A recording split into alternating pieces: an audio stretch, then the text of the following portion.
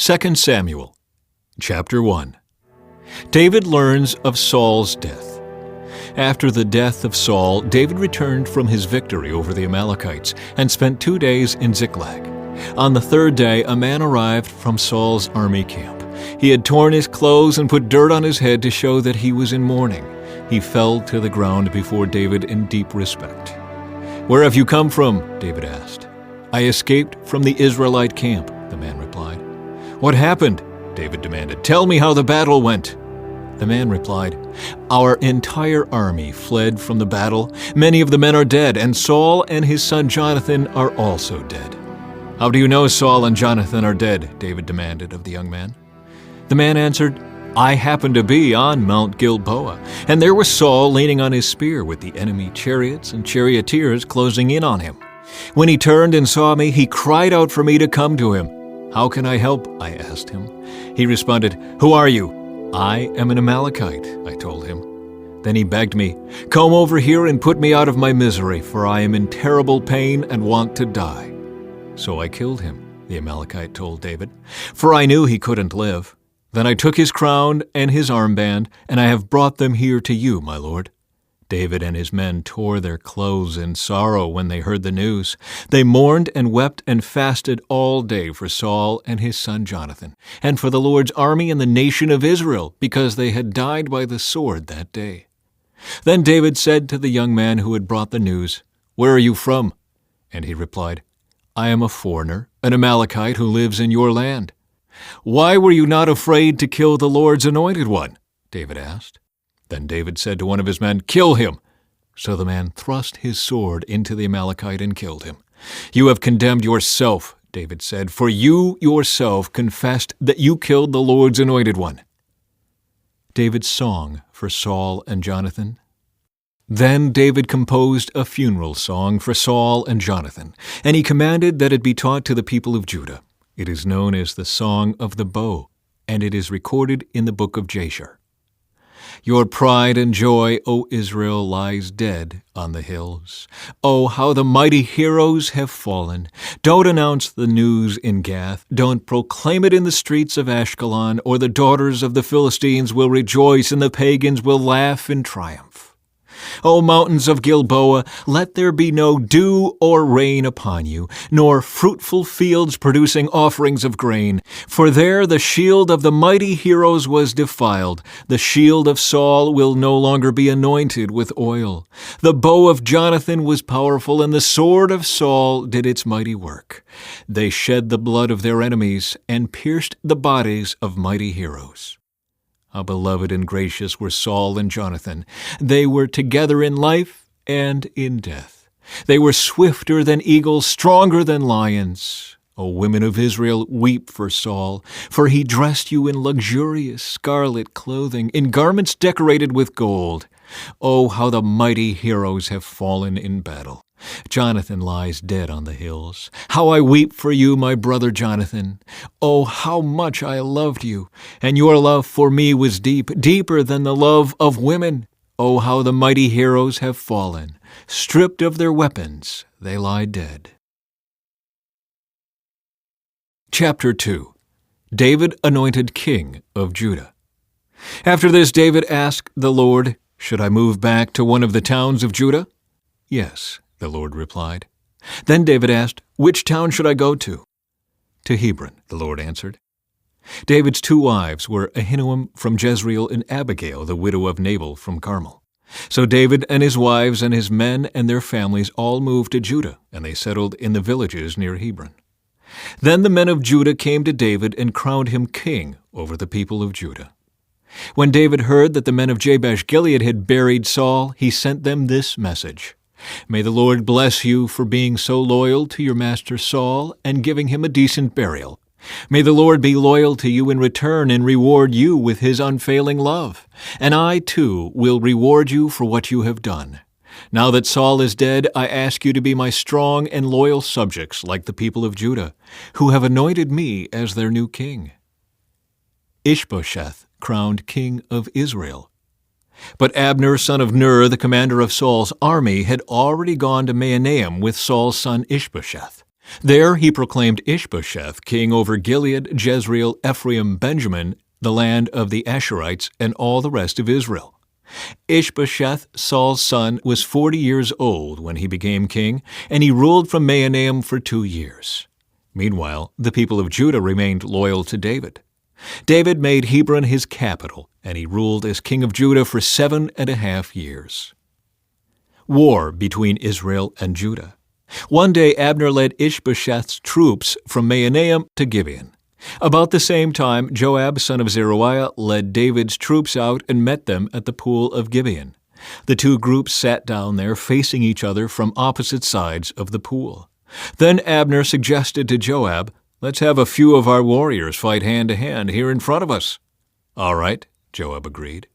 So 12 men were chosen to fight from each side, 12 men of Benjamin representing Ishbosheth, son of Saul, and 12 representing David.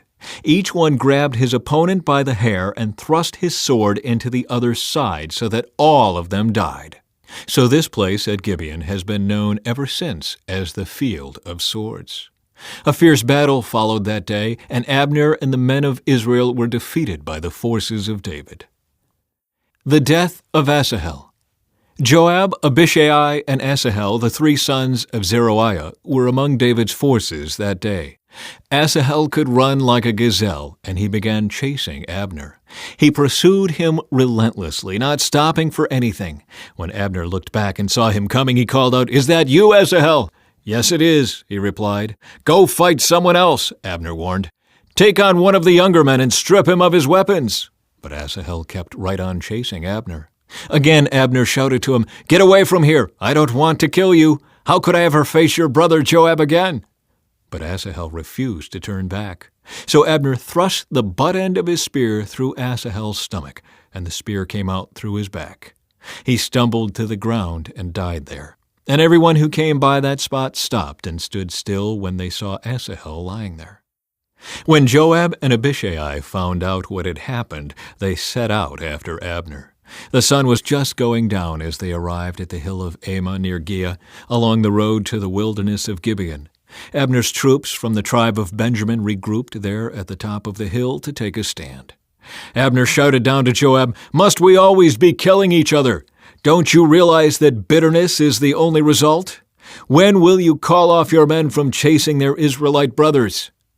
Then Joab said, "God only knows what would have happened if you hadn't spoken, for we would have chased you all night if necessary." So Joab blew the ram's horn, and his men stopped chasing the troops of Israel. All that night Abner and his men retreated through the Jordan Valley. They crossed the Jordan River traveling all through the morning, and didn't stop until they arrived at Mahanaim. Meanwhile Joab and his men also returned home. When Joab counted his casualties, he discovered that only 19 men were missing, in addition to Asahel. But 360 of Abner's men had been killed, all from the tribe of Benjamin.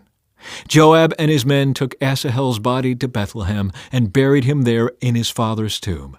Then they traveled all night and reached Hebron at daybreak. Chapter 3. That was the beginning of a long war between those who were loyal to Saul and those loyal to David. As time passed, David became stronger and stronger, while Saul's dynasty became weaker and weaker. David's sons born in Hebron. These are the sons who were born to David in Hebron. The oldest was Amnon, whose mother was Ahinoam from Jezreel. The second was Daniel, whose mother was Abigail, the widow of Nabal from Carmel. The third was Absalom, whose mother was Maacah, the daughter of Talmai, king of Geshur. The fourth was Adonijah, whose mother was Haggith. The fifth was Shephatiah, whose mother was Abital. The sixth was Ithream, whose mother was Eglah, David's wife. These sons were all born to David in Hebron. Abner joins forces with David. As the war between the house of Saul and the house of David went on, Abner became a powerful leader among those loyal to Saul. One day, Ishbosheth, Saul's son, accused Abner of sleeping with one of his father's concubines, a woman named Rizpah, daughter of Aiah. Abner was furious. "Am I some Judean dog to be kicked around like this?" he shouted. "After all I have done for your father Saul and his family and friends by not handing you over to David, is this my reward, that you find fault with me about this woman? May God strike me and even kill me if I don't do everything I can to help David get what the Lord has promised him. I'm going to take Saul's kingdom and give it to David. I will establish the throne of David over Israel as well as Judah, all the way from Dan in the north to Beersheba in the south." Ishbosheth didn't dare say another word because he was afraid of what Abner might do. Then Abner sent messengers to David, saying, "Doesn't the entire land belong to you? Make a solemn pact with me, and I will help turn over all of Israel to you." "All right," David replied, "but I will not negotiate with you unless you bring back my wife Michal, Saul's daughter, when you come."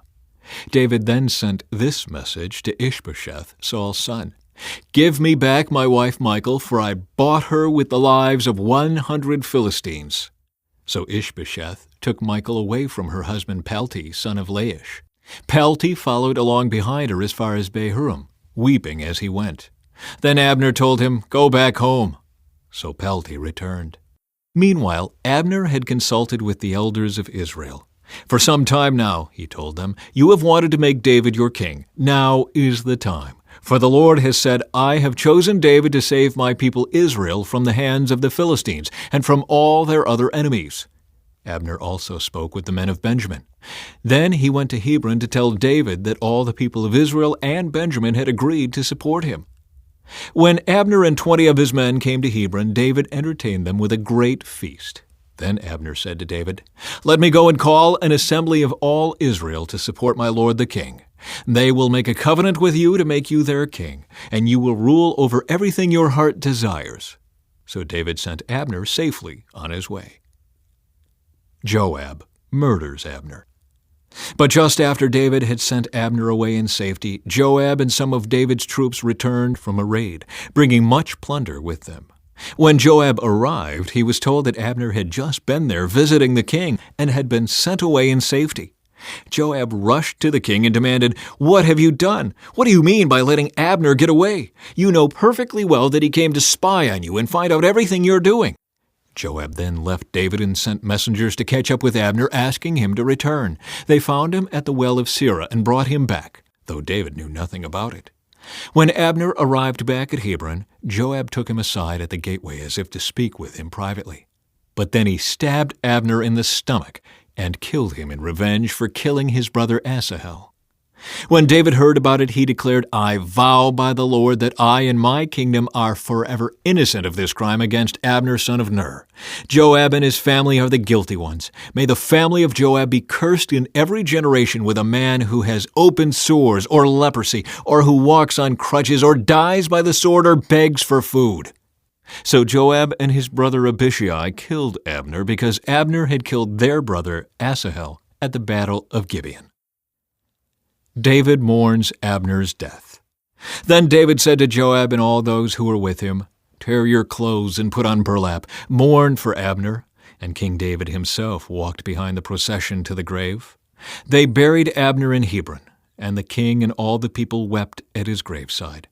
Then the king sang this funeral song for Abner. "Should Abner have died as fools die? Your hands were not bound, your feet were not chained. No, you were murdered, the victim of a wicked plot." All the people wept again for Abner. David had refused to eat anything on the day of the funeral, and now everyone begged him to eat. But David had made a vow, saying, "May God strike me and even kill me if I eat anything before sundown." This pleased the people very much. In fact, everything the king did pleased them. So everyone in Judah and all Israel understood that David was not responsible for Abner's murder. Then King David said to his officials, "Don't you realize that a great commander has fallen today in Israel? And even though I am the anointed king, these 2 sons of Zeruiah, Joab and Abishai, are too strong for me to control. So may the Lord repay these evil men for their evil deeds." Chapter 4. The Murder of Ishbosheth. When Ishbosheth, Saul's son, heard about Abner's death at Hebron, he lost all courage, and all Israel became paralyzed with fear. Now there were two brothers, Baanah and Rechab, who were captains of Ishbosheth's raiding parties. They were sons of Rimmon, a member of the tribe of Benjamin who lived in Beeroth. The town of Beeroth is now part of Benjamin's territory because the original people of Beeroth fled to Gittaim, where they still live as foreigners. Saul's son Jonathan had a son named Mephibosheth, who was crippled as a child. He was 5 years old when the report came from Jezreel that Saul and Jonathan had been killed in battle. When the child's nurse heard the news, she picked him up and fled. But as she hurried away, she dropped him, and he became crippled. One day, Rechab and Baanah, the sons of Rimmon from Beeroth, went to Ishbosheth's house around noon as he was taking his midday rest. The doorkeeper, who had been sifting wheat, became drowsy and fell asleep. So Rechab and Baanah slipped past her. They went into the house and found Ishbosheth sleeping on his bed. They struck and killed him and cut off his head. Then, taking his head with them, they fled across the Jordan Valley through the night. When they arrived at Hebron, they presented Ishbosheth's head to David. "Look," they exclaimed to the king, "here is the head of Ishbosheth, the son of your enemy Saul, who tried to kill you. Today the Lord has given my lord the king revenge on Saul and his entire family." But David said to Rechab and Baanah, "The Lord who saves me from all my enemies is my witness. Someone once told me Saul is dead, thinking he was bringing me good news, but I seized him and killed him at Ziklag. That's the reward I gave him for his news. How much more should I reward evil men who have killed an innocent man in his own house and on his own bed? Shouldn't I hold you responsible for his blood and rid the earth of you?" So David ordered his young men to kill them, and they did. They cut off their hands and feet and hung their bodies beside the pool in Hebron. Then they took Ishbosheth's head and buried it in Abner's tomb in Hebron. Chapter 5. David becomes king of all Israel. Then all the tribes of Israel went to David at Hebron and told him, "We are your own flesh and blood. In the past, when Saul was our king, you were the one who really led the forces of Israel. And the Lord told you, 'You will be the shepherd of my people Israel. You will be Israel's leader.' So there at Hebron, King David made a covenant before the Lord with all the elders of Israel, and they anointed him king of Israel. David was 30 years old when he began to reign, and he reigned 40 years in all. He had reigned over Judah from Hebron for 7 years and 6 months, and from Jerusalem he reigned over all Israel and Judah for 33 years. David captures Jerusalem. David then led his men to Jerusalem to fight against the Jebusites, the original inhabitants of the land who were living there. The Jebusites taunted David, saying, "You'll never get in here. Even the blind and lame could keep you out." For the Jebusites thought they were safe. But David captured the fortress of Zion, which is now called the City of David. On the day of the attack, David said to his troops, "I hate those lame and blind Jebusites. Whoever attacks them should strike by going into the city through the water tunnel." That is the origin of the saying, "The blind and the lame may not enter the house." So David made the fortress his home, and he called it the City of David. He extended the city, starting at the supporting terraces and working inward. And David became more and more powerful, because the Lord God of heaven's armies was with him. Then King Hiram of Tyre sent messengers to David, along with cedar timber and carpenters and stonemasons, and they built David a palace. And David realized that the Lord had confirmed him as king over Israel and had blessed his kingdom for the sake of his people Israel. After moving from Hebron to Jerusalem, David married more concubines and wives, and they had more sons and daughters. These are the names of David's sons who were born in Jerusalem: Shemua, Shobab, Nathan, Solomon, Ibhar, Elishua, Nepheg, Japhiah, Elishama, Eliada, and Eliphalet. David conquers the Philistines.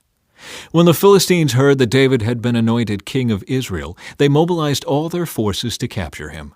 But David was told they were coming, so he went into the stronghold. The Philistines arrived and spread out across the valley of Rephaim.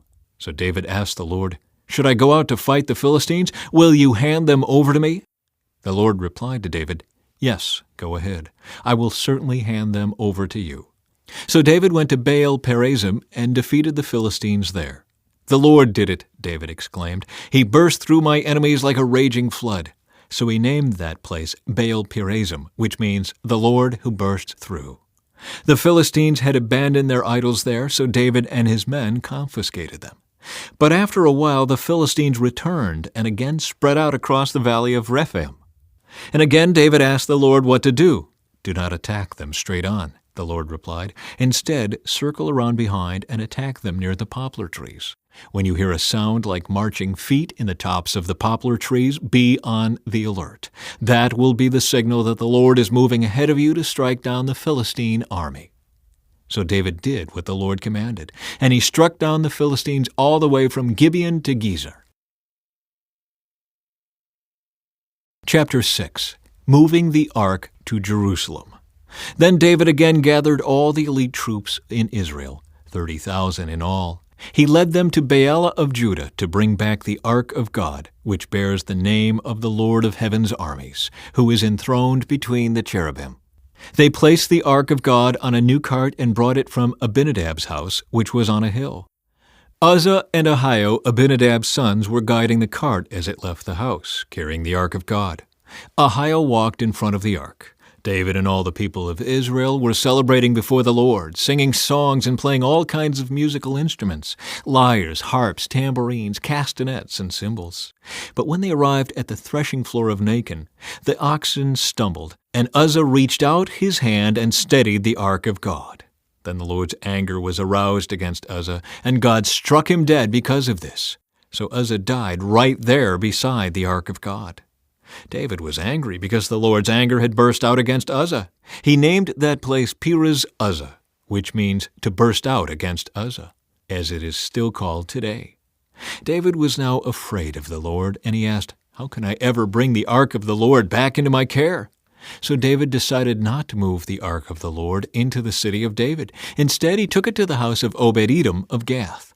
The Ark of the Lord remained there in Obed-Edom's house for 3 months, and the Lord blessed Obed-Edom and his entire household. Then King David was told, "The Lord has blessed Obed-Edom's household and everything he has because of the Ark of God." So David went there and brought the Ark of God from the house of Obed-Edom to the city of David with a great celebration. After the men who were carrying the Ark of the Lord had gone 6 steps, David sacrificed a bull and a fattened calf. And David danced before the Lord with all his might, wearing a priestly garment. So David and all the people of Israel brought up the Ark of the Lord with shouts of joy and the blowing of ram's horns.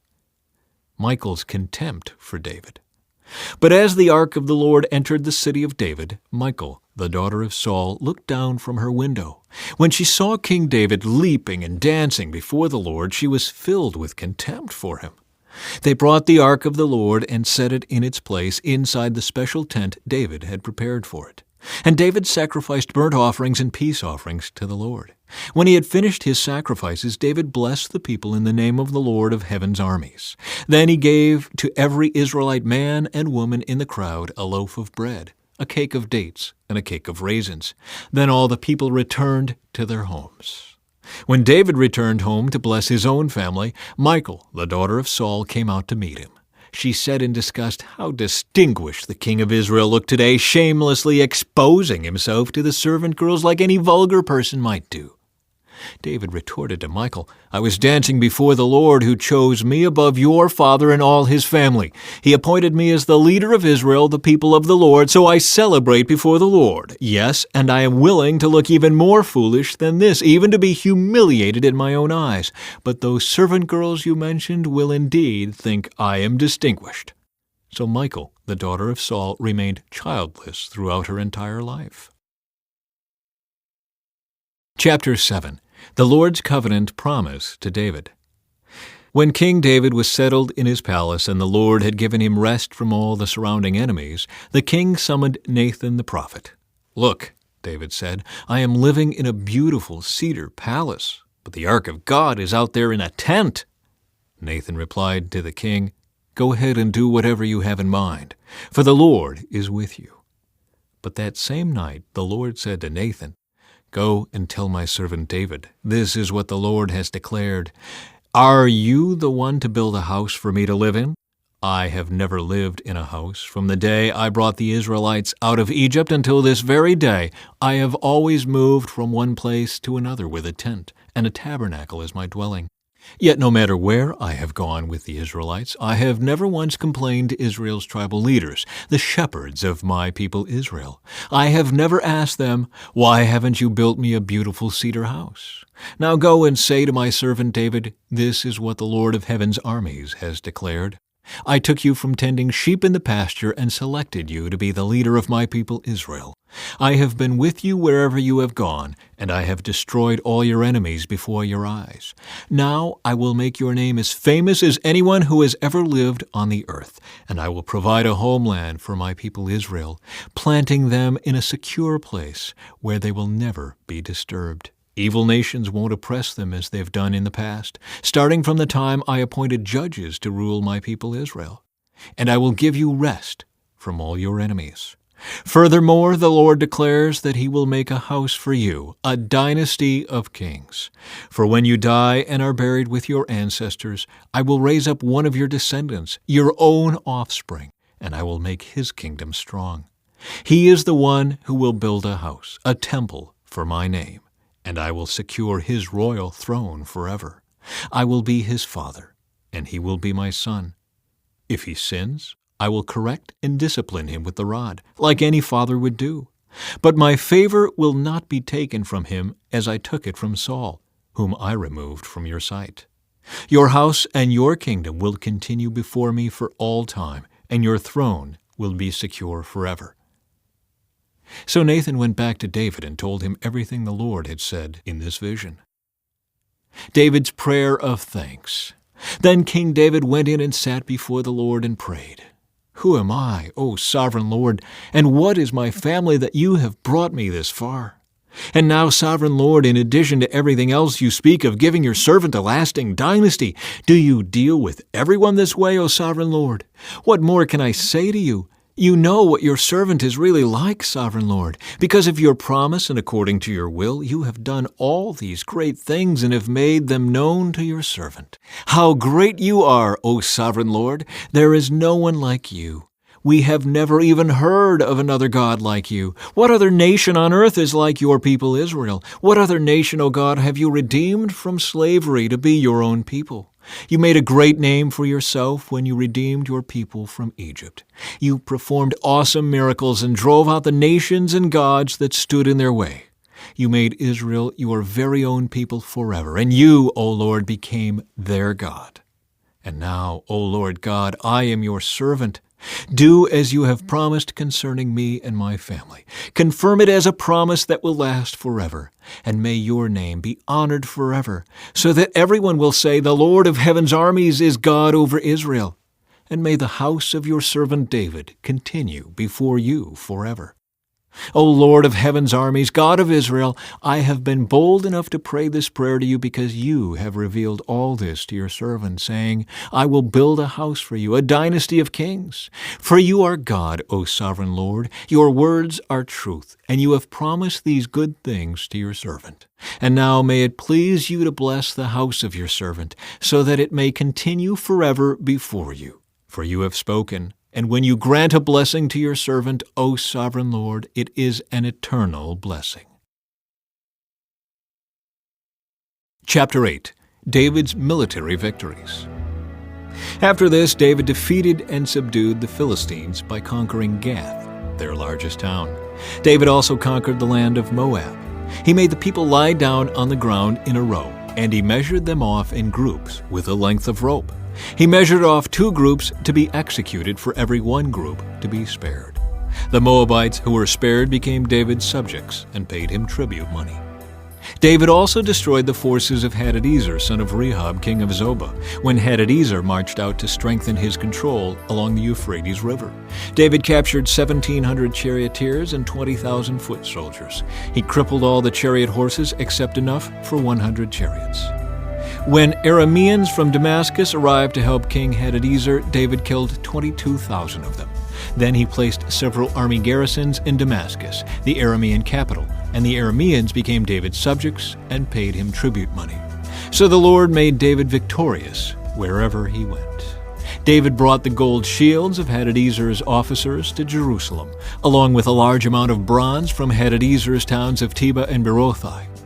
When King Toi of Hamath heard that David had destroyed the entire army of Hadadezer, he sent his son Joram to congratulate King David for his successful campaign.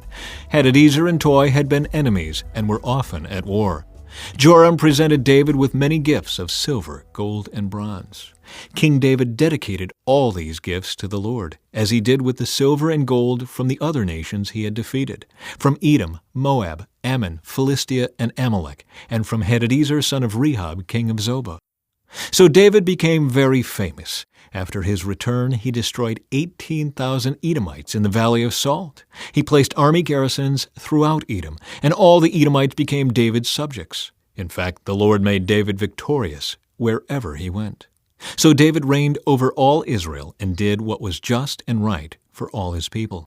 Joab, son of Zeruiah, was commander of the army. Jehoshaphat, son of Ahilud, was the royal historian. Zadok, son of Ahitub, and Ahimelech, son of Abiathar, were the priests. Seraiah was the court secretary. Benaiah, son of Jehoiada, was captain of the king's bodyguard. And David's sons served as priestly leaders. Chapter 9. David's kindness to Mephibosheth. One day David asked, "Is anyone in Saul's family still alive? Anyone to whom I can show kindness for Jonathan's sake?" He summoned a man named Ziba, who had been one of Saul's servants. "Are you Ziba?" the king asked. "Yes, sir, I am," Ziba replied. The king then asked him, "Is anyone still alive from Saul's family? If so, I want to show God's kindness to them." Ziba replied, "Yes, one of Jonathan's sons is still alive. He is crippled in both feet." "Where is he?" the king asked. "In Lodebar," Ziba told him, "at the home of Machir, son of Ammiel." So David sent for him and brought him from Machir's home. His name was Mephibosheth. He was Jonathan's son and Saul's grandson. When he came to David, he bowed low to the ground in deep respect. David said, "Greetings, Mephibosheth." Mephibosheth replied, "I am your servant." "Don't be afraid," David said. "I intend to show kindness to you because of my promise to your father Jonathan. I will give you all the property that once belonged to your grandfather Saul, and you will eat here with me at the king's table." Mephibosheth bowed respectfully and exclaimed, "Who is your servant that you should show such kindness to a dead dog like me?" Then the king summoned Saul's servant Ziba and said, "I have given your master's grandson everything that belonged to Saul and his family. You and your sons and servants are to farm the land for him to produce food for your master's household. But Mephibosheth, your master's grandson, will eat here at my table." Ziba had 15 sons and 20 servants. Ziba replied, "Yes, my lord the king, I am your servant, and I will do all that you have commanded." And from that time on, Mephibosheth ate regularly at David's table, like one of the king's own sons. Mephibosheth had a young son named Micah. From then on, all the members of Ziba's household were Mephibosheth's servants. And Mephibosheth, who was crippled in both feet, lived in Jerusalem and ate regularly at the king's table. Chapter 10. David defeats the Ammonites. Some time after this, King Nahash of the Ammonites died, and his son Hanun became king. David said, "I am going to show loyalty to Hanun just as his father Nahash was always loyal to me." So David sent ambassadors to express sympathy to Hanun about his father's death. But when David's ambassadors arrived in the land of Ammon, the Ammonite commanders said to Hanun, their master, "Do you really think these men are coming here to honor your father? No, David has sent them to spy out the city so they can come in and conquer it." So Hanun seized David's ambassadors and shaved off half of each man's beard, cut off their robes at the buttocks, and sent them back to David in shame. When David heard what had happened, he sent messengers to tell the men, "Stay at Jericho until your beards grow out, and then come back," for they felt deep shame because of their appearance. When the people of Ammon realized how seriously they had angered David, they sent and hired 20,000 Aramean foot soldiers from the lands of Beth-rehob and Zobah, 1,000 from the king of Maacah, and 12,000 from the land of Tob. When David heard about this, he sent Joab and all his warriors to fight them. The Ammonite troops came out and drew up their battle lines at the entrance of the city gate, while the Arameans from Zobah and Rehob and the men from Tob and Maacah positioned themselves to fight in the open fields. When Joab saw that he would have to fight on both the front and the rear, he chose some of Israel's elite troops and placed them under his personal command to fight the Arameans in the fields. He left the rest of the army under the command of his brother Abishai, who was to attack the Ammonites. "If the Arameans are too strong for me, then come over and help me," Joab told his brother. "And if the Ammonites are too strong for you, I will come and help you. Be courageous. Let us fight bravely for our people and the cities of our God. May the Lord's will be done." When Joab and his troops attacked, the Arameans began to run away. And when the Ammonites saw the Arameans running, they ran from Abishai and retreated into the city. After the battle was over, Joab returned to Jerusalem. The Arameans now realized that they were no match for Israel. So when they regrouped, they were joined by additional Aramean troops summoned by Hadadezer from the other side of the Euphrates River. These troops arrived at Helam under the command of Shobak, the commander of Hadadezer's forces. When David heard what was happening, he mobilized all Israel, crossed the Jordan River, and led the army to Helam. The Arameans positioned themselves in battle formation and fought against David. But again the Arameans fled from the Israelites. This time David's forces killed 700 charioteers and 40,000 foot soldiers, including Shobak, the commander of their army. When all the kings allied with Hadadezer saw that they had been defeated by Israel, they surrendered to Israel and became their subjects. After that, the Arameans were afraid to help the Ammonites. Chapter 11. David and Bathsheba. In the spring of the year, when kings normally go out to war, David sent Joab and the Israelite army to fight the Ammonites. They destroyed the Ammonite army and laid siege to the city of Rabbah. However, David stayed behind in Jerusalem. Late one afternoon, after his midday rest, David got out of bed and was walking on the roof of the palace. As he looked out over the city, he noticed a woman of unusual beauty taking a bath. He sent someone to find out who she was, and he was told, "She is Bathsheba, the daughter of Eliam, and the wife of Uriah the Hittite." Then David sent messengers to get her, and when she came to the palace, he slept with her. She had just completed the purification rites after having her menstrual period. Then she returned home. Later, when Bathsheba discovered that she was pregnant, she sent David a message saying, "I'm pregnant." Then David sent word to Joab, "Send me Uriah the Hittite." So Joab sent him to David. When Uriah arrived, David asked him how Joab and the army were getting along and how the war was progressing. Then he told Uriah, "Go on home and relax." David even sent a gift to Uriah after he had left the palace. But Uriah didn't go home. He slept that night at the palace entrance with the king's palace guard. When David heard that Uriah had not gone home, he summoned him and asked, "What's the matter? Why didn't you go home last night after being away for so long?" Uriah replied, "The ark and the armies of Israel and Judah are living in tents, and Joab and my master's men are camping in the open fields. How could I go home to wine and dine and sleep with my wife? I swear that I would never do such a thing." "Well, stay here today," David told him, "and tomorrow you may return to the army." So Uriah stayed in Jerusalem that day and the next. Then David invited him to dinner and got him drunk. But even then he couldn't get Uriah to go home to his wife. Again he slept at the palace entrance with the king's palace guard. David arranges for Uriah's death. So the next morning David wrote a letter to Joab and gave it to Uriah to deliver. The letter instructed Joab, "Station Uriah on the front lines where the battle is fiercest, then pull back so that he will be killed." So Joab assigned Uriah to a spot close to the city wall, where he knew the enemy's strongest men were fighting. And when the enemy soldiers came out of the city to fight, Uriah the Hittite was killed along with several other Israelite soldiers. Then Joab sent a battle report to David. He told his messenger, "Report all the news of the battle to the king." But he might get angry and ask, "Why did the troops go so close to the city? Didn't they know there would be shooting from the walls? Wasn't Abimelech, son of Gideon, killed at Thebes by a woman who threw a millstone down on him from the wall? Why would you get so close to the wall?" Then tell him Uriah the Hittite was killed too. So the messenger went to Jerusalem and gave a complete report to David. "The enemy came out against us in the open fields," he said, "and as we chased them back to the city gate, the archers on the wall shot arrows at us. Some of the king's men were killed, including Uriah the Hittite." "Well, tell Joab not to be discouraged," David said. "The sword devours this one today and that one tomorrow. Fight harder next time and conquer the city." When Uriah's wife heard that her husband was dead, she mourned for him. When the period of mourning was over, David sent for her and brought her to the palace, and she became one of his wives. Then she gave birth to a son. But the Lord was displeased with what David had done. Chapter 12. Nathan rebukes David. So the Lord sent Nathan the prophet to tell David this story.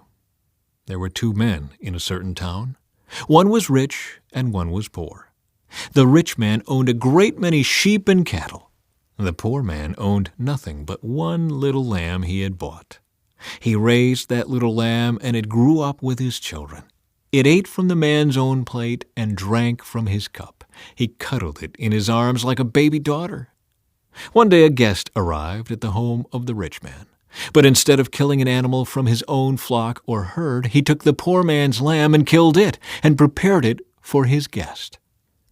David was furious. "As surely as the Lord lives," he vowed, "any man who would do such a thing deserves to die. He must repay 4 lambs to the poor man for the one he stole and for having no pity." Then Nathan said to David, "You are that man. The Lord, the God of Israel, says, 'I anointed you king of Israel and saved you from the power of Saul. I gave you your master's house and his wives, and the kingdoms of Israel and Judah. And if that had not been enough, I would have given you much, much more. Why then have you despised the word of the Lord and done this horrible deed? For you have murdered Uriah the Hittite with the sword of the Ammonites and stolen his wife. From this time on your family will live by the sword because you have despised me by taking Uriah's wife to be your own.' This is what the Lord says. Because of what you have done, I will cause your own household to rebel against you. I will give your wives to another man before your very eyes, and he will go to bed with them in public view. You did it secretly, but I will make this happen to you openly in the sight of all Israel." David confesses his guilt. Then David confessed to Nathan, "I have sinned against the Lord." Nathan replied, "Yes, but the Lord has forgiven you, and you won't die for this sin. Nevertheless, because you have shown utter contempt for the Lord by doing this, your child will die." After Nathan returned to his home, the Lord sent a deadly illness to the child of David and Uriah's wife. David begged God to spare the child. He went without food and lay all night on the bare ground. The elders of his household pleaded with him to get up and eat with them, but he refused. Then, on the 7th day, the child died. David's advisers were afraid to tell him. He wouldn't listen to reason while the child was ill. They said, "What drastic thing will he do when we tell him the child is dead?" When David saw them whispering, he realized what had happened. "Is the child dead?" he asked. "Yes," they replied, "he is dead." Then David got up from the ground, washed himself, put on lotions, and changed his clothes. He went to the tabernacle and worshipped the Lord. After that he returned to the palace and was served food and ate. His advisers were amazed. "We don't understand you," they told him. "While the child was still living, you wept and refused to eat, but now that the child is dead, you have stopped your mourning and are eating again." David replied, "I fasted and wept while the child was alive. For I said, perhaps the Lord will be gracious to me and let the child live. But why should I fast when he is dead? Can I bring him back again? I will go to him one day, but he cannot return to me." Then David comforted Bathsheba, his wife, and slept with her. She became pregnant and gave birth to a son, and they named him Solomon. The Lord loved the child and sent word through Nathan the prophet that they should name him Jedediah, which means beloved of the Lord, as the Lord had commanded. David captures Rabbah. Meanwhile, Joab was fighting against Rabbah, the capital of Ammon, and he captured the royal fortifications. Joab sent messengers to tell David, "I have fought against Rabbah and captured its water supply." Now bring the rest of the army and capture the city. Otherwise, I will capture it and get credit for the victory." So David gathered the rest of the army and went to Rabbah, and he fought against it and captured it. David removed the crown from the king's head, and it was placed on his own head. The crown was made of gold and set with gems, and it weighed 75 pounds. David took a vast amount of plunder from the city. He also made slaves of the people of Rabbah and forced them to labor with saws, iron picks, and iron axes, and to work in the brick kilns. That is how he dealt with the people of all the Ammonite towns. Then David and all the army returned to Jerusalem. Chapter 13. The Rape of Tamar. Now David's son Absalom had a beautiful sister named Tamar, and Amnon, her half-brother, fell desperately in love with her. Amnon became so obsessed with Tamar that he became ill. She was a virgin, and Amnon thought he could never have her. But Amnon had a very crafty friend, his cousin Jonadab. He was the son of David's brother Shimei. One day Jonadab said to Amnon, "What's the trouble? Why should the son of a king look so dejected morning after morning?" So Amnon told him, "I am in love with Tamar, my brother Absalom's sister." "Well," Jonadab said, "I'll tell you what to do. Go back to bed and pretend you are ill.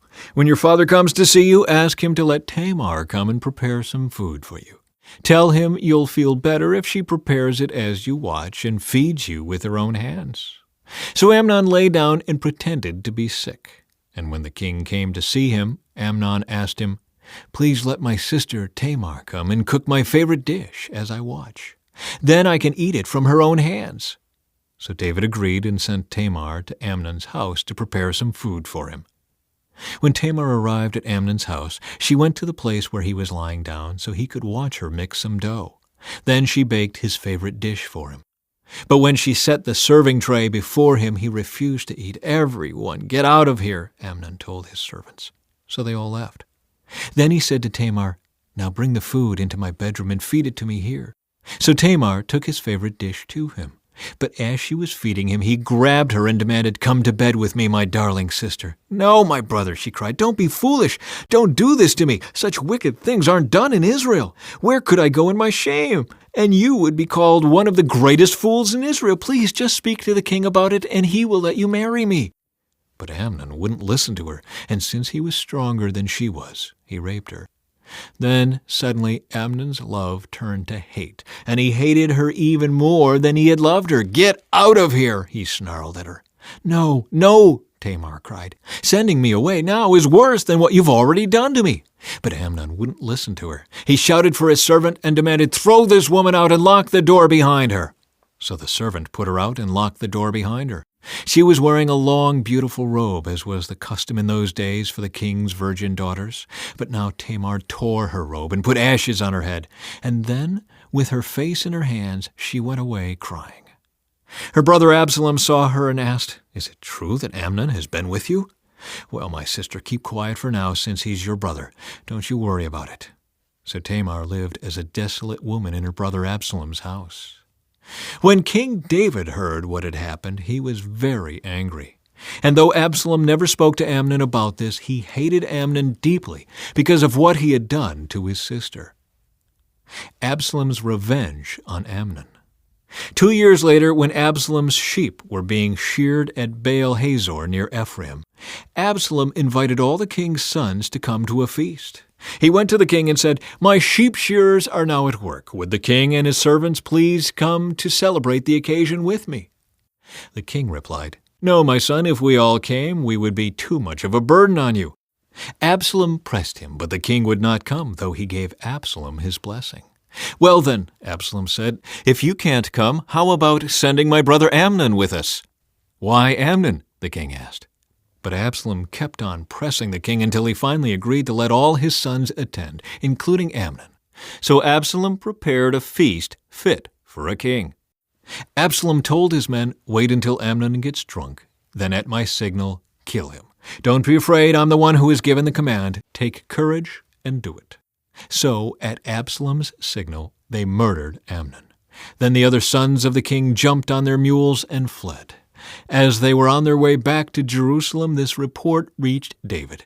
"Absalom has killed all the king's sons. Not one is left alive." The king got up, tore his robe, and threw himself on the ground. His advisers also tore their clothes in horror and sorrow.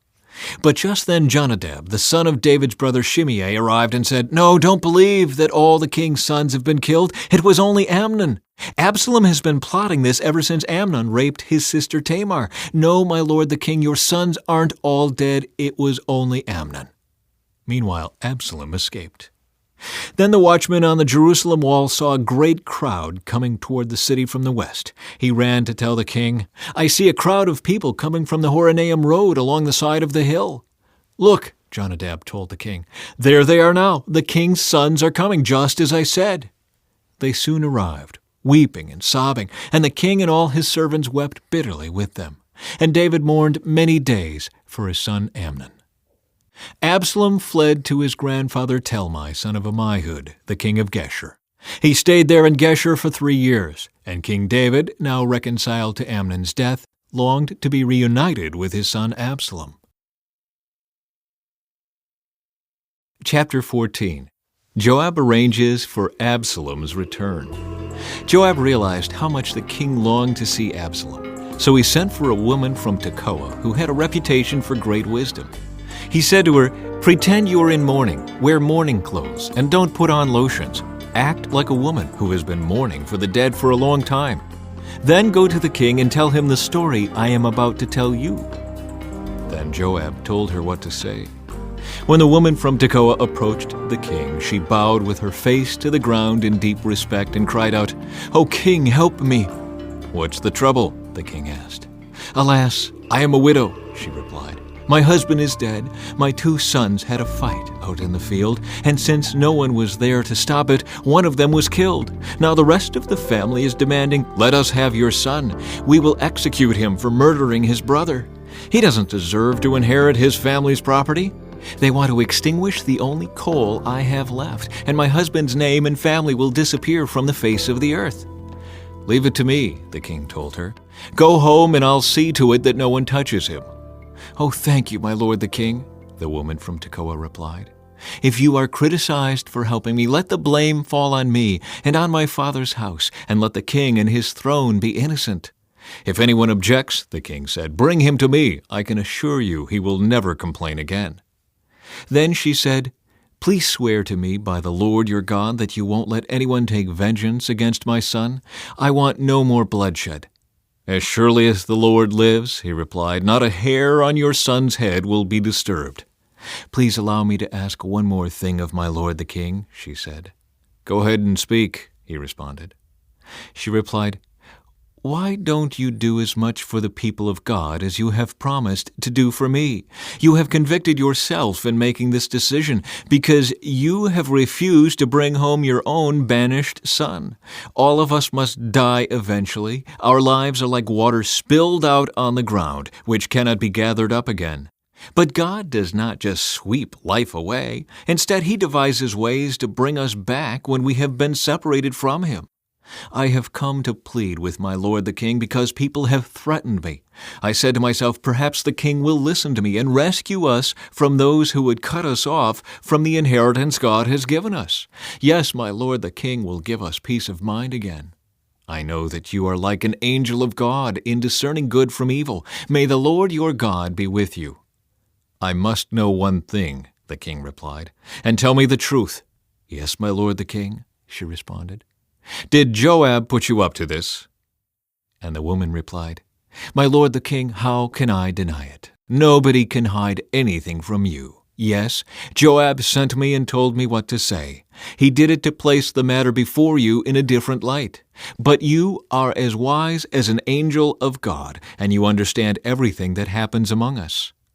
So the king sent for Joab and told him, "All right, go and bring back the young man Absalom." Joab bowed with his face to the ground in deep respect and said, "At last I know that I have gained your approval, my lord the king, for you have granted me this request." Then Joab went to Geshur and brought Absalom back to Jerusalem. But the king gave this order, "Absalom may go to his own house, but he must never come into my presence." So Absalom did not see the king. Absalom reconciled to David. Now Absalom was praised as the most handsome man in all Israel. He was flawless from head to foot. He cut his hair only once a year, and then only because it was so heavy. When he weighed it out, it came to 5 pounds. He had 3 sons and 1 daughter. His daughter's name was Tamar, and she was very beautiful. Absalom lived in Jerusalem for 2 years, but he never got to see the king. Then Absalom sent for Joab to ask him to intercede for him, but Joab refused to come. Absalom sent for him a second time, but again Joab refused to come. So Absalom said to his servants, "Go and set fire to Joab's barley field, the field next to mine." So they set his field on fire, as Absalom had commanded. Then Joab came to Absalom at his house and demanded, "Why did your servant set my field on fire?" And Absalom replied, "Because I wanted you to ask the king why he brought me back from Geshur if he didn't intend to see me. I might as well have stayed there. Let me see the king. If he finds me guilty of anything, then let him kill me." So Joab told the king what Absalom had said. Then, at last, David summoned Absalom, who came and bowed low before the king, and the king kissed him. Chapter 15. Absalom's Rebellion. After this, Absalom bought a chariot and horses, and he hired 50 bodyguards to run ahead of him. He got up early every morning and went out to the gate of the city. When people brought a case to the king for judgment, Absalom would ask where in Israel they were from, and they would tell him their tribe. Then Absalom would say, "You've really got a strong case here. It's too bad the king doesn't have anyone to hear it. I wish I were the judge. Then everyone could bring their cases to me for judgment, and I would give them justice." When people tried to bow before him, Absalom wouldn't let them. Instead, he took them by the hand and kissed them. Absalom did this with everyone who came to the king for judgment, and so he stole the hearts of all the people of Israel. After 4 years, Absalom said to the king, "Let me go to Hebron to offer a sacrifice to the Lord and fulfill a vow I made to him. For while your servant was at Geshur and Aram, I promised to sacrifice to the Lord in Hebron if he would bring me back to Jerusalem." "All right," the king told him, "go and fulfill your vow." So Absalom went to Hebron. But while he was there, he sent secret messengers to all the tribes of Israel to stir up a rebellion against the king. "As soon as you hear the ram's horn," his message read, "you are to say, 'Absalom has been crowned king in Hebron.'" He took 200 men from Jerusalem with him as guests, but they knew nothing of his intentions. While Absalom was offering the sacrifices, he sent for Ahithophel, one of David's counselors, who lived in Gilo. Soon many others also joined Absalom, and the conspiracy gained momentum. David escapes from Jerusalem. A messenger soon arrived in Jerusalem to tell David, "All Israel has joined Absalom in a conspiracy against you. Then we must flee at once, or it will be too late." David urged his men, "Hurry! If we get out of the city before Absalom arrives, both we and the city of Jerusalem will be spared from disaster." "We're with you," his advisers replied. "Do what you think is best." So the king and all his household set out at once. He left no one behind except 10 of his concubines to look after the palace. The king and all his people set out on foot, pausing at the last house to let all the king's men move past to lead the way. There were 600 men from Gath who had come with David, along with the king's bodyguard.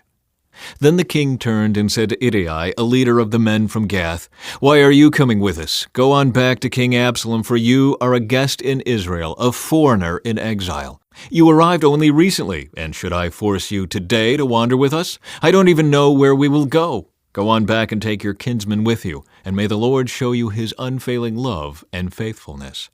But Ittai said to the king, "I vow by the Lord and by your own life that I will go wherever my lord the king goes, no matter what happens, whether it means life or death." David replied, "All right, come with us." So Ittai and all his men and their families went along. Everyone cried loudly as the king and his followers passed by. They crossed the Kidron Valley and then went out toward the wilderness. Zadok and all the Levites also came along, carrying the Ark of the Covenant of God. They set down the Ark of God, and Abiathar offered sacrifices until everyone had passed out of the city. Then the king instructed Zadok to take the Ark of God back into the city. "If the Lord sees fit," David said, "he will bring me back to see the Ark and the tabernacle again. But if he is through with me, then let him do what seems best to him." The king also told Zadok the priest, Look, here is my plan. You and Abiathar should return quietly to the city with your son Ahimaaz and Abiathar's son Jonathan. I will stop at the shallows of the Jordan River and wait there for a report from you." So Zadok and Abiathar took the ark of God back to the city and stayed there. David walked up the road to the Mount of Olives, weeping as he went. His head was covered and his feet were bare as a sign of mourning. And the people who were with him covered their heads and wept as they climbed the hill. When someone told David that his adviser Ahithophel was now backing Absalom, David prayed, "O Lord, let Ahithophel give Absalom foolish advice." When David reached the summit of the Mount of Olives where people worshipped God, Hushai the Archite was waiting there for him. Hushai had torn his clothing and put dirt on his head as a sign of mourning. But David told him, "If you go with me, you will only be a burden. Return to Jerusalem and tell Absalom, 'I will now be your adviser, O king, just as I was your father's adviser in the past.' Then you can frustrate and counter Ahithophel's advice. Zadok and Abiathar the priests will be there. Tell them about the plans being made in the king's palace, and they will send their sons Ahimaaz and Jonathan to tell me what is going on." So David's friend Hushai returned to Jerusalem, getting there just as Absalom arrived. Chapter 16. David and Ziba. When David had gone a little beyond the summit of the Mount of Olives, Ziba, the servant of Mephibosheth, was waiting there for him. He had 2 donkeys loaded with 200 loaves of bread, 100 clusters of raisins, 100 bunches of summer fruit, and a wineskin full of wine. "What are these for?" the king asked Ziba. Ziba replied, "The donkeys are for the king's people to ride on, and the bread and summer fruit are for the young men to eat. The wine is for those who become exhausted in the wilderness." "And where is Mephibosheth, Saul's grandson?" the king asked him. "He stayed in Jerusalem," Ziba replied. "He said, 'Today I will get back the kingdom of my grandfather Saul.'" "In that case," the king told Ziba, "I give you everything Mephibosheth owns." "I bow before you," Ziba replied. "May I always be pleasing to you, my lord the king." Shimei curses David. As King David came to Bahurim, a man came out of the village cursing them. It was Shimei, son of Gera, from the same clan as Saul's family. He threw stones at the king and the king's officers and all the mighty warriors who surrounded him. "Get out of here, you murderer, you scoundrel!" he shouted at David. "The Lord is paying you back for all the bloodshed in Saul's clan. You stole his throne, and now the Lord has given it to your son Absalom. At last you will taste some of your own medicine, for you are a murderer." "Why should this dead dog curse my lord the king?" Abishai, son of Zeruiah, demanded. "Let me go over and cut off his head." "No," the king said. "Who asked your opinion, you sons of Zeruiah? If the Lord has told him to curse me, who are you to stop him?" Then David said to Abishai and to all his servants, "My own son is trying to kill me. Doesn't this relative of Saul have even more reason to do so? Leave him alone and let him curse, for the Lord has told him to do it. And perhaps the Lord will see that I am being wronged and will bless me because of these curses today." So David and his men continued down the road, and Shimei kept pace with them on a nearby hillside, cursing as he went, and throwing stones at David and tossing dust into the air. The king and all who were with him grew weary along the way, so they rested when they reached the Jordan River. Ahithophel advises Absalom. Meanwhile, Absalom and all the army of Israel arrived at Jerusalem, accompanied by Ahithophel. When David's friend Hushai the Archite arrived, he went immediately to see Absalom. "Long live the king!" he exclaimed. "Long live the king!" "Is this the way you treat your friend David?" Absalom asked him. "Why aren't you with him?" "I'm here because I belong to the man who is chosen by the Lord and by all the men of Israel," Hushai replied. "And anyway, why shouldn't I serve you? Just as I was your father's adviser, now I will be your adviser." Then Absalom turned to Ahithophel and asked him, "What should I do next?" Ahithophel told him, "Go and sleep with your father's concubines, for he has left them here to look after the palace. Then all Israel will know that you have insulted your father beyond hope of reconciliation, and they will throw their support to you." So they set up a tent on the palace roof where everyone could see it, and Absalom went in and had sex with his father's concubines. Absalom followed Ahithophel's advice just as David had done. For every word Ahithophel spoke seemed as wise as though it had come directly from the mouth of God. Chapter 17. Now Ahithophel urged Absalom, "Let me choose 12,000 men to start out after David tonight. I will catch up with him while he is weary and discouraged. He and his troops will panic, and everyone will run away. Then I will kill only the king, and I will bring all the people back to you as a bride returns to her husband. After all, it is only one man's life that you seek. Then you will be at peace with all the people." This plan seemed good to Absalom and to all the elders of Israel. Hushai counters Ahithophel's advice. But then Absalom said, "Bring in Hushai the Archite. Let's see what he thinks about this." When Hushai arrived, Absalom told him what Ahithophel had said. Then he asked, "What is your opinion? Should we follow Ahithophel's advice? If not, what do you suggest?" "Well," Hushai replied to Absalom, "this time Ahithophel has made a mistake. You know your father and his men, they are mighty warriors. Right now, they are as enraged as a mother bear who has been robbed of her cubs. And remember that your father is an experienced man of war. He won't be spending the night among the troops. He is probably already hidden in some pit or cave. And when he comes out and attacks, and a few of your men fall, there will be panic among your troops, and the word will spread that Absalom's men are being slaughtered.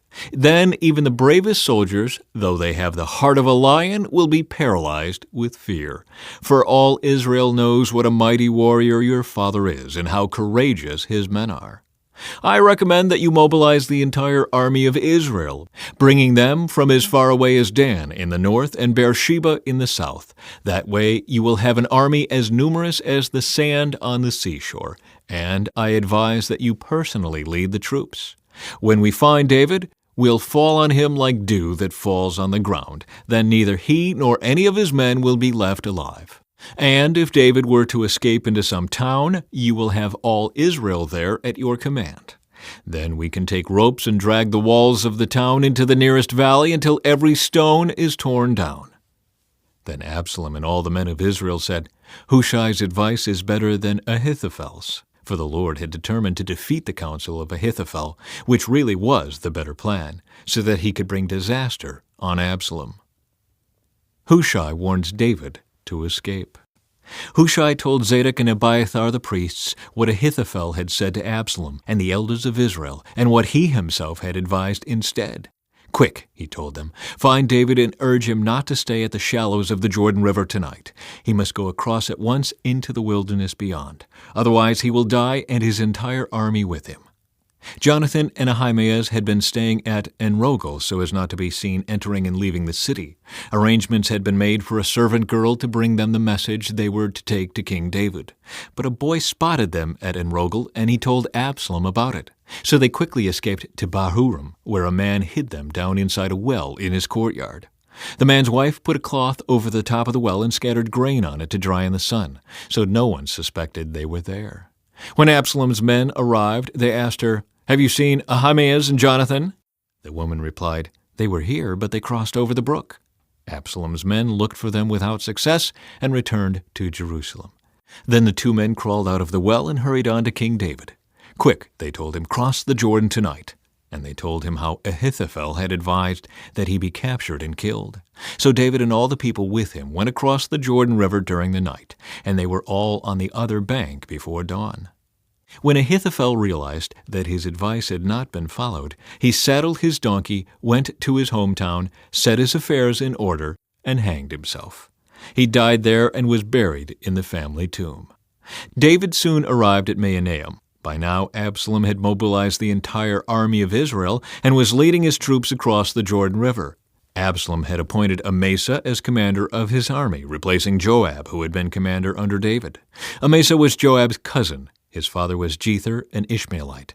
His mother, Abigail, daughter of Nahash, was the sister of Joab's mother, Zeruiah. Absalom and the Israelite army set up camp in the land of Gilead. When David arrived at Mahanaim, he was warmly greeted by Shobai, son of Nahash, who came from Rabbah of the Ammonites, and by Makir, son of Amiel from Lodebar, and by Barzillai of Gilead from Rogelim.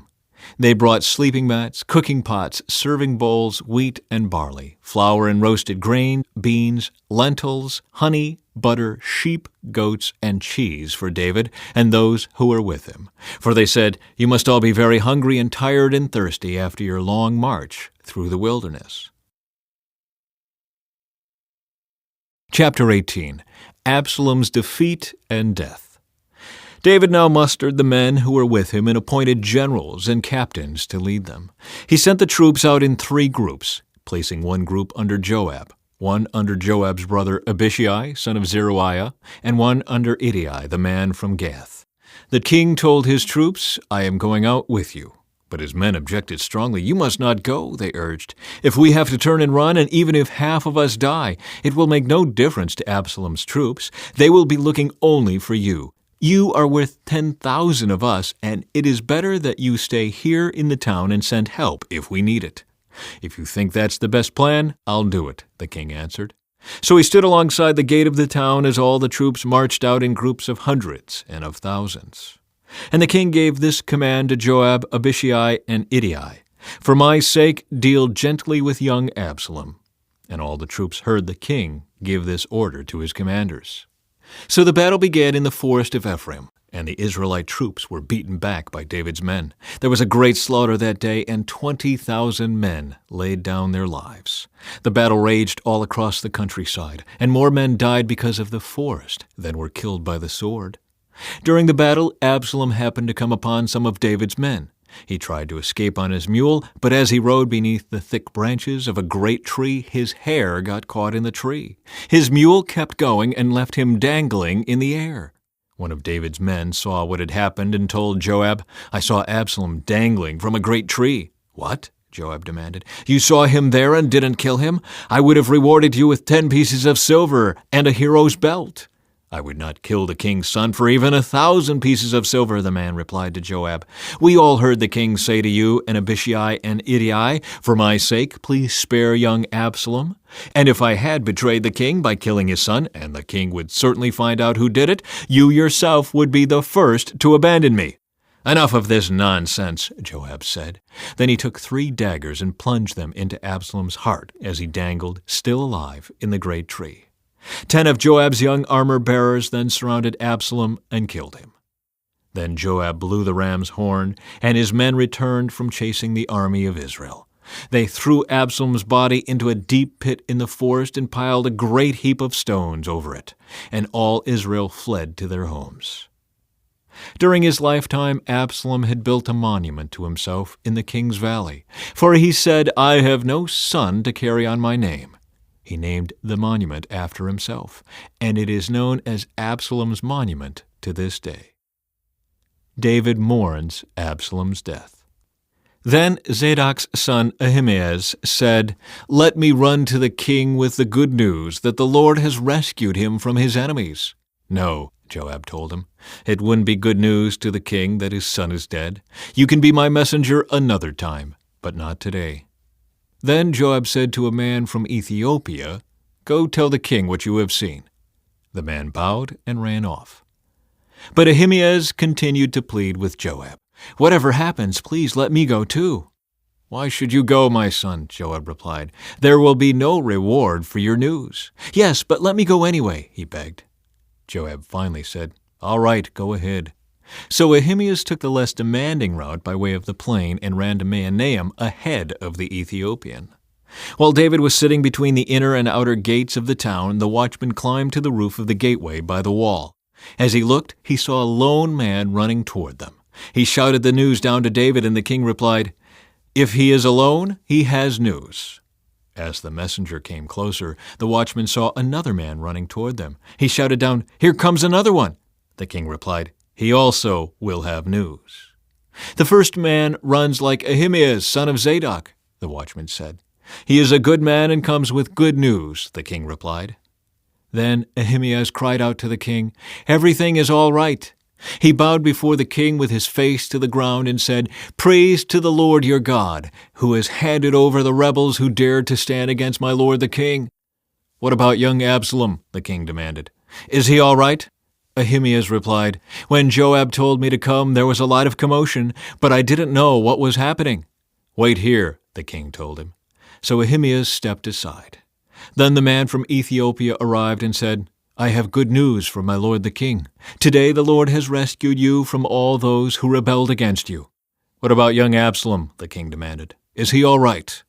And the Ethiopian replied, "May all of your enemies, my lord the king, both now and in the future, share the fate of that young man."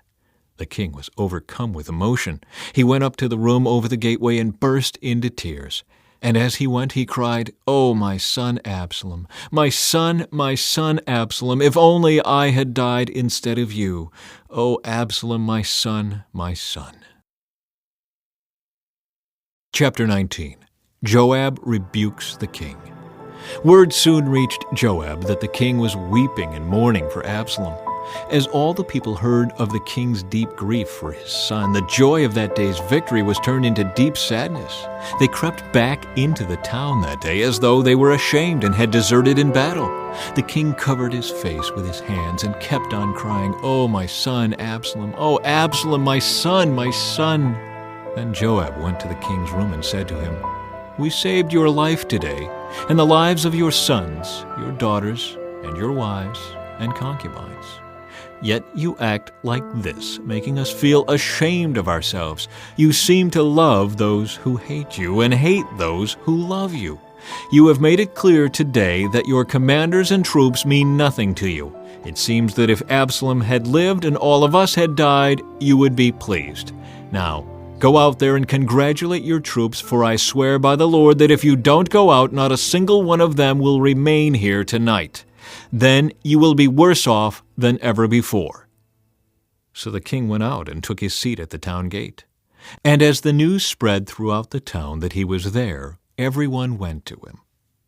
Meanwhile, the Israelites who had supported Absalom fled to their homes. And throughout all the tribes of Israel, there was much discussion and argument going on.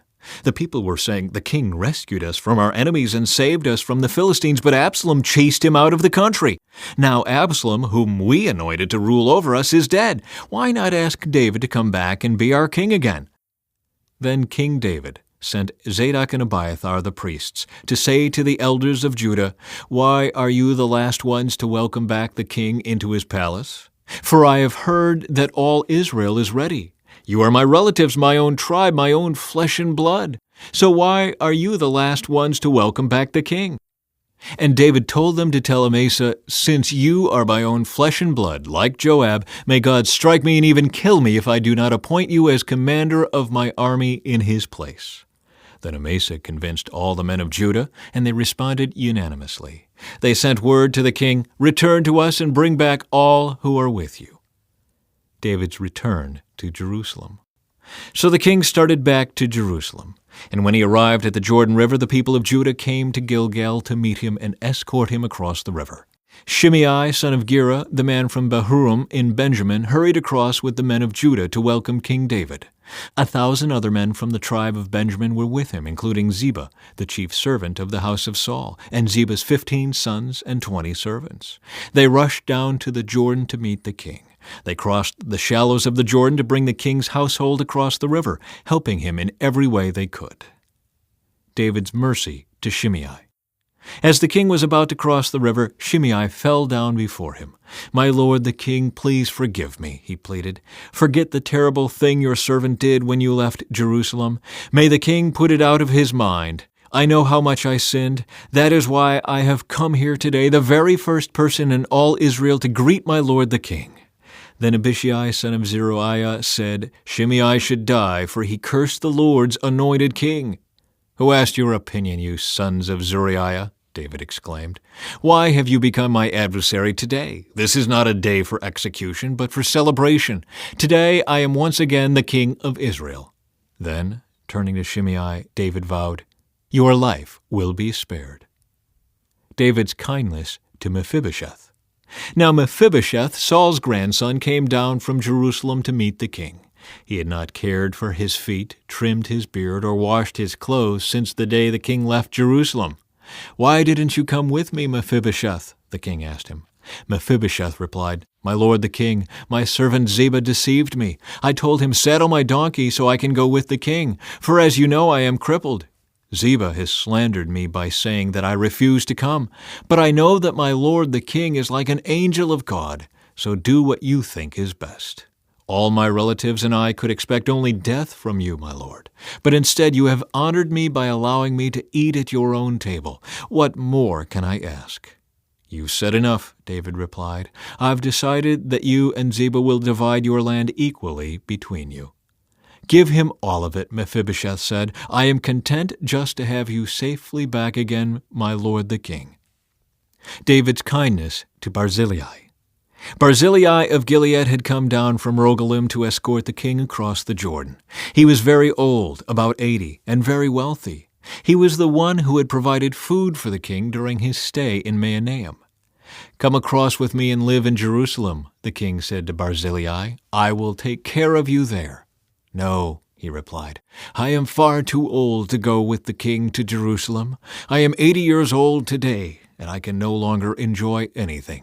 Food and wine are no longer tasty, and I cannot hear the singers as they sing. I would only be a burden to my lord the king.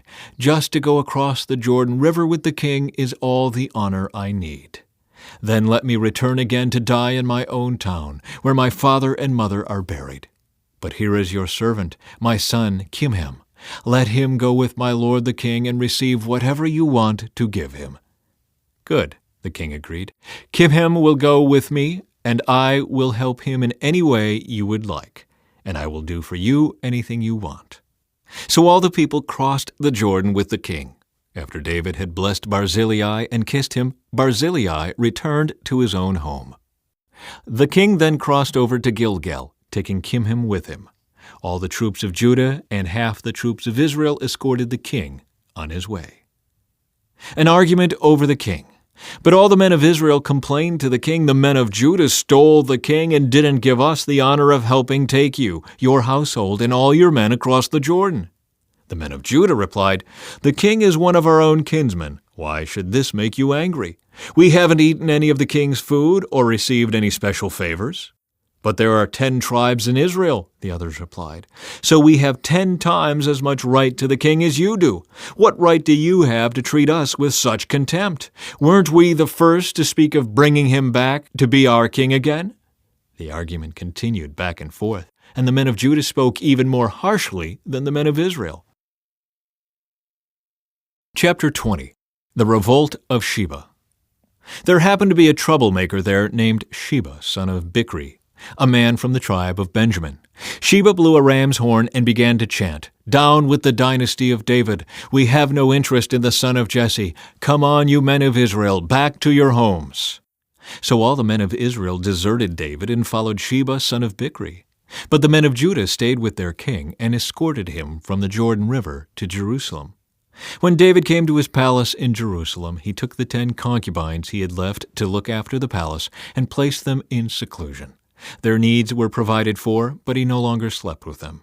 So each of them lived like a widow until she died. Then the king told Amasa, "Mobilize the army of Judah within 3 days, and report back at that time." So Amasa went out to notify Judah, but it took him longer than the time he had been given. Then David said to Abishai, "Sheba, son of Bichri, is going to hurt us more than Absalom did. Quick, take my troops and chase after him before he gets into a fortified town where we can't reach him." So Abishai and Joab, together with the king's bodyguard and all the mighty warriors, set out from Jerusalem to go after Sheba. As they arrived at the great stone in Gibeon, Amasa met them. Joab was wearing his military tunic with a dagger strapped to his belt. As he stepped forward to greet Amasa, he slipped the dagger from its sheath. "How are you, my cousin?" Joab said, and took him by the beard with his right hand as though to kiss him. Amasa didn't notice the dagger in his left hand, and Joab stabbed him in the stomach with it so that his insides gushed out onto the ground. Joab did not need to strike again, and Amasa soon died. Joab and his brother Abishai left him lying there and continued after Sheba. One of Joab's young men shouted to Amasa's troops, "If you are for Joab and David, come and follow Joab."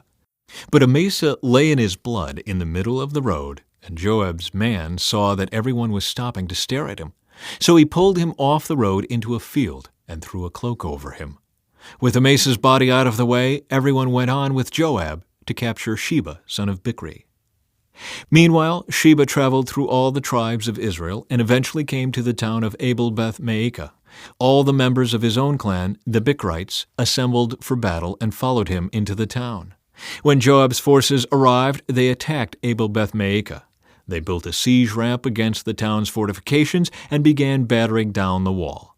But a wise woman in the town called out to Joab, "Listen to me, Joab. Come over here so I can talk to you." As he approached, the woman asked, "Are you Joab?"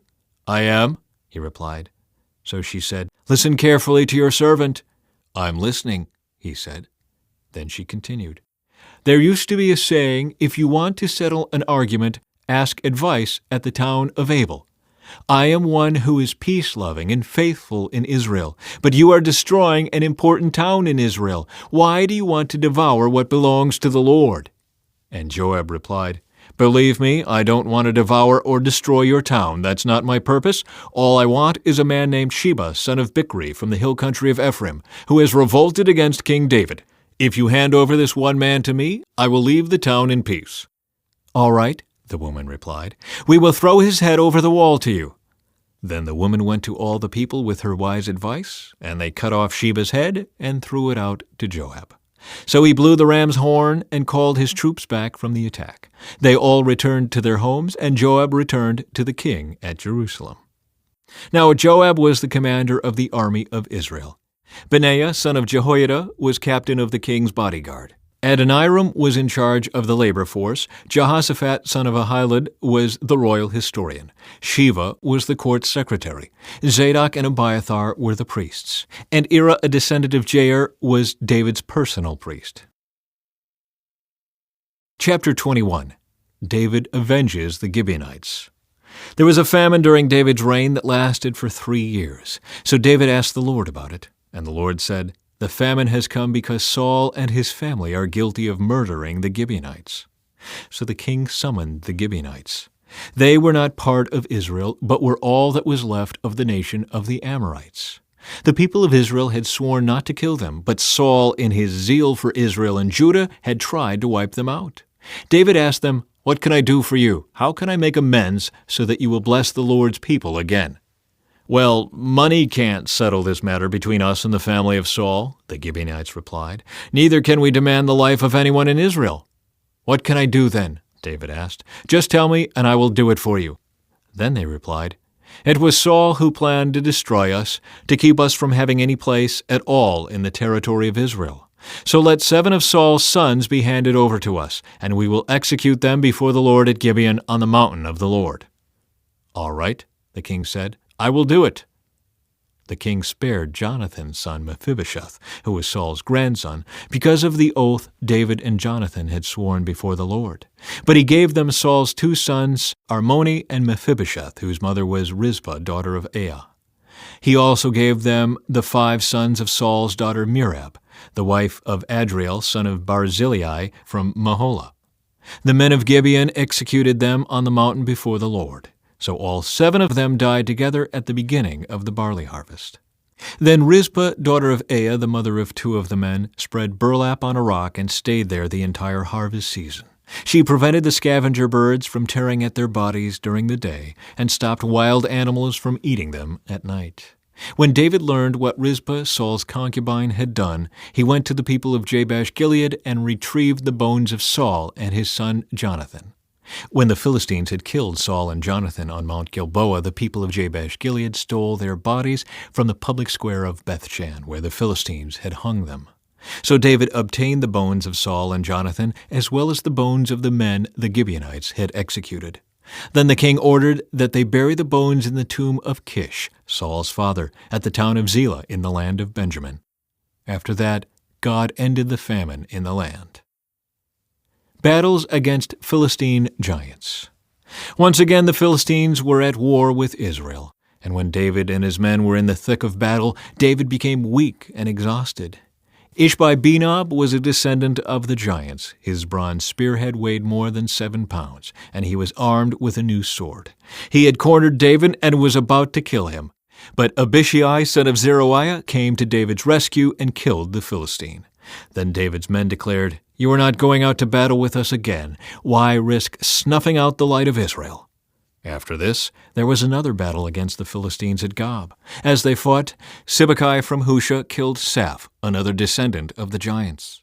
During another battle at Gob, Elhanan, son of Jair from Bethlehem, killed the brother of Goliath of Gath. The handle of his spear was as thick as a weaver's beam.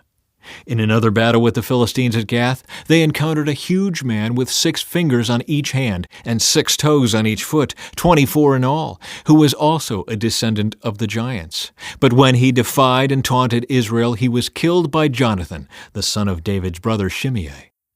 These 4 Philistines were descendants of the giants of Gath, but David and his warriors killed them. Chapter 22. David's Song of Praise. David sang this song to the Lord on the day the Lord rescued him from all his enemies and from Saul. He sang, "The Lord is my rock, my fortress and my Savior. My God is my rock in whom I find protection. He is my shield, the power that saves me, and my place of safety. He is my refuge, my Savior, the one who saves me from violence. I called on the Lord who is worthy of praise, and he saved me from my enemies. The waves of death overwhelmed me. Floods of destruction swept over me. The grave wrapped its ropes around me. Death laid a trap in my path. But in my distress I cried out to the Lord. Yes, I cried to my God for help. He heard me from his sanctuary. My cry reached his ears. Then the earth quaked and trembled. The foundations of the heavens shook. They quaked because of his anger. Smoke poured from his nostrils. Fierce flames leaped from his mouth. Glowing coals blazed forth from him. He opened the heavens and came down. Dark storm clouds were beneath his feet. Mounted on a mighty angelic being, he flew, soaring on the wings of the wind. He shrouded himself in darkness, veiling his approach with dense rain clouds. A great brightness shone around him, and burning coals blazed forth. The Lord thundered from heaven, the voice of the Most High resounded. He shot arrows and scattered his enemies. His lightning flashed, and they were confused. Then, at the command of the Lord, at the blast of his breath, the bottom of the sea could be seen, and the foundations of the earth were laid bare. He reached down from heaven and rescued me. He drew me out of deep waters. He rescued me from my powerful enemies, from those who hated me and were too strong for me. They attacked me at a moment when I was in distress, but the Lord supported me. He led me to a place of safety. He rescued me because he delights in me. The Lord rewarded me for doing right. He restored me because of my innocence. For I have kept the ways of the Lord. I have not turned from my God to follow evil. I have followed all his regulations. I have never abandoned his decrees. I am blameless before God. I have kept myself from sin. The Lord rewarded me for doing right. He has seen my innocence. To the faithful you show yourself faithful. To those with integrity you show integrity. To the pure you show yourself pure, but to the wicked you show yourself hostile. You rescue the humble, but your eyes watch the proud and humiliate them. O Lord, you are my lamp. The Lord lights up my darkness. In your strength I can crush an army. With my God I can scale any wall. God's way is perfect. All the Lord's promises prove true. He is a shield for all who look to him for protection. For who is God except the Lord? Who but our God is a solid rock?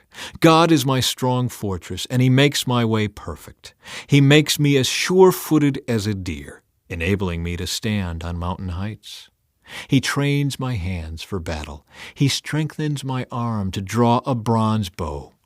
You have given me your shield of victory. Your help has made me great.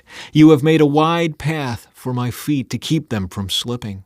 I chased my enemies and destroyed them. I did not stop until they were conquered. I consumed them. I struck them down so they did not get up. They fell beneath my feet. You have armed me with strength for the battle. You have subdued my enemies under my feet. You placed my foot on their necks. I have destroyed all who hated me. They looked for help, but no one came to their rescue. They even cried to the Lord, but He refused to answer. I ground them as fine as the dust of the earth. I trampled them in the gutter like dirt. You gave me victory over my accusers. You preserved me as the ruler over nations. People I don't even know now serve me. Foreign nations cringe before me. As soon as they hear of me, they submit. They all lose their courage and come trembling from their strongholds. The Lord lives. Praise to my rock. May God, the rock of my salvation, be exalted. He is the God who pays back those who harm me. He brings down the nations under me and delivers me from my enemies.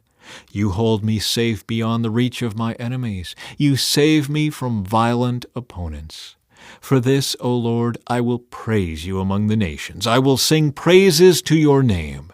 You give great victories to your king. You show unfailing love to your anointed, to David and all his descendants forever. Chapter 23. David's last words. These are the last words of David. David, the son of Jesse, speaks. David, the man who was raised up so high. David, the man anointed by the God of Jacob. David, the sweet psalmist of Israel. The Spirit of the Lord speaks through me. His words are upon my tongue. The God of Israel spoke. The Rock of Israel said to me, The one who rules righteously, who rules in the fear of God, is like the light of morning at sunrise, like a morning without clouds, like the gleaming of the sun on new grass after rain. Is it not my family God has chosen? Yes, He has made an everlasting covenant with me. His agreement is arranged and guaranteed in every detail. He will ensure my safety and success. But the godless are like thorns to be thrown away, for they tear the hand that touches them. One must use iron tools to chop them down. They will be totally consumed by fire. David's mightiest warriors. These are the names of David's mightiest warriors. The first was Jashobeam the Hakmonite, who was the leader of the three mightiest warriors among David's men. He once used his spear to kill 800 enemy warriors in a single battle. Next in rank among the three was Eleazar son of Dodai, a descendant of Ahoah. Once Eleazar and David stood together against the Philistines when the entire Israelite army had fled. He killed Philistines until his hand was too tired to lift his sword, and the Lord gave him a great victory that day. The rest of the army did not return until it was time to collect the plunder. Next in rank was Shammah son of Agi from Harar. One time the Philistines gathered at Lehi and attacked the Israelites in a field full of lentils. The Israelite army fled, but Shammah held his ground in the middle of the field and beat back the Philistines. So the Lord brought about a great victory. Once during the harvest, when David was at the cave of Adullam, the Philistine army was camped in the valley of Rephaim. The three, who were among the 30, an elite group among David's fighting men, went down to meet him there. David was staying in the stronghold at the time, and a Philistine detachment had occupied the town of Bethlehem. David remarked longingly to his men, "Oh, how I would love some of that good water from the well by the gate in Bethlehem." So the three broke through the Philistine lines, drew some water from the well by the gate in Bethlehem, and brought it back to David. But he refused to drink it. Instead, he poured it out as an offering to the Lord. "The Lord forbid that I should drink this," he exclaimed. "This water is as precious as the blood of these men who risked their lives to bring it to me." So David did not drink it. These are examples of the exploits of the three. David's 30 mighty men. Abishai, son of Zeruiah, the brother of Joab, was the leader of the 30. He once used his spear to kill 300 enemy warriors in a single battle. It was by such feats that he became as famous as the three. Abishai was the most famous of the 30 and was their commander, though he was not one of the three. There was also Benaiah, son of Jehoiada, a valiant warrior from Kabzeel. He did many heroic deeds, which included killing 2 champions of Moab. Another time, on a snowy day, he chased a lion down into a pit and killed it. Once, armed only with a club, he killed a great Egyptian warrior who was armed with a spear. Benaiah wrenched the spear from the Egyptian's hand and killed him with it. Deeds like these made Benaiah as famous as the 3 mightiest warriors. He was more honored than the other members of the 30, though he was not one of the 3. And David made him captain of his bodyguard.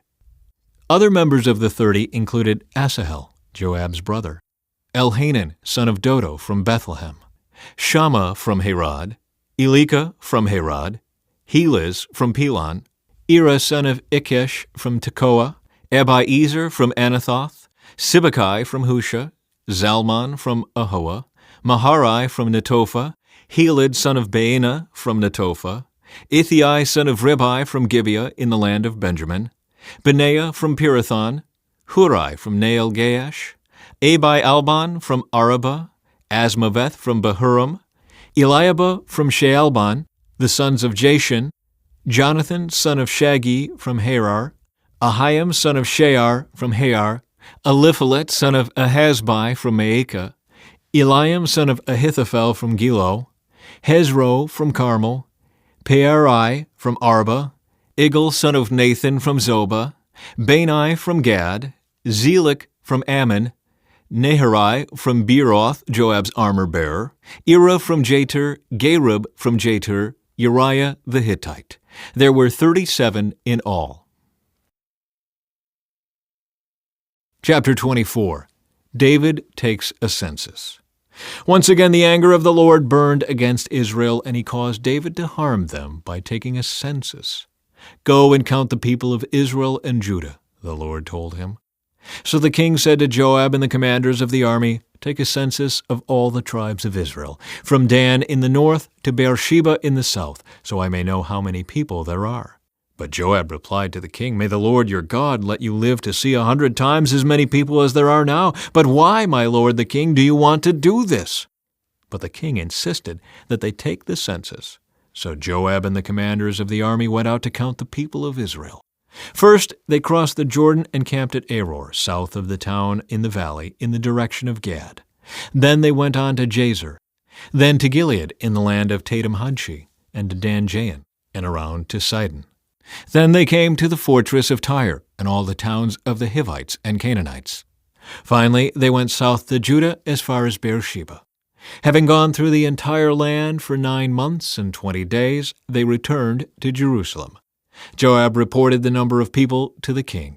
There were 800,000 capable warriors in Israel who could handle a sword, and 500,000 in Judah. Judgment for David's sin. But after he had taken the census, David's conscience began to bother him. And he said to the Lord, "I have sinned greatly by taking this census. Please forgive my guilt, Lord, for doing this foolish thing."